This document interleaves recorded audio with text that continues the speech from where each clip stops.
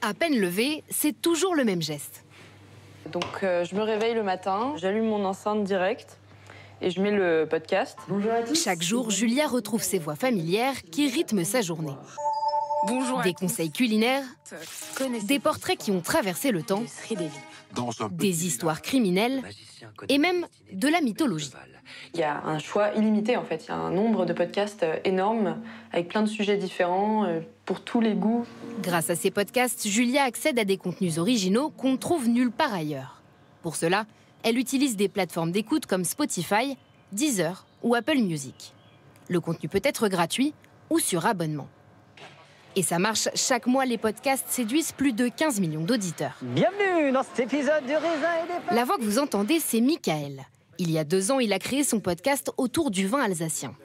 Salut Philippe. Salut Mickaël, comment tu vas? Récolte, fermentation ou mise en bouteille, dans ces épisodes, il reçoit des vignerons pour échanger sur leurs méthodes. Donc elles vont grandir, elles vont grandir. Ça va devenir à la fin des grappes qui vont faire à peu près 150 grammes. Un passe-temps qui occupe tous ses week-ends. Pour se lancer, il a déboursé plus de 600 €. J'ai pris mes économies, j'ai acheté du matériel, micro, un enregistreur, et puis j'ai appris à monter. Les premiers épisodes, en termes de montage, c'est une catastrophe, mais c'est pas grave, on apprend.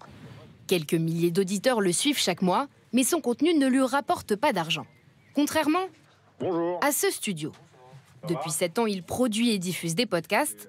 Un de leurs plus gros succès, Le cœur sur la table, aborde par exemple les relations amoureuses. La première question que je lui pose, c'est avec quel modèle amoureux, dans quel genre de famille est-ce que tu as grandi?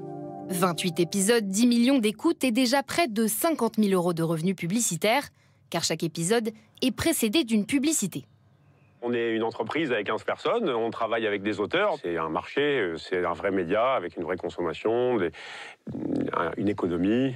Face au succès de ces nouveaux formats, le studio développe depuis peu des produits dérivés de ses émissions. Livres, spectacles et même jeux de société, ils ont pensé à tout. Avec vous. Comment ça va se passer? Donc c'est en 3 parties. La société produit aussi des podcasts pour des entreprises externes. Ah oui, c'est ça ce que j'allais dire, le téléphone. Ce jour-là, l'équipe enregistre un épisode pour un quotidien économique qui vient ici profiter de leurs équipements et expertises. On sent à côté de toi. Car désormais, le podcast est devenu un outil de communication incontournable. Médias, marques ou même associations, tout le monde s'y met.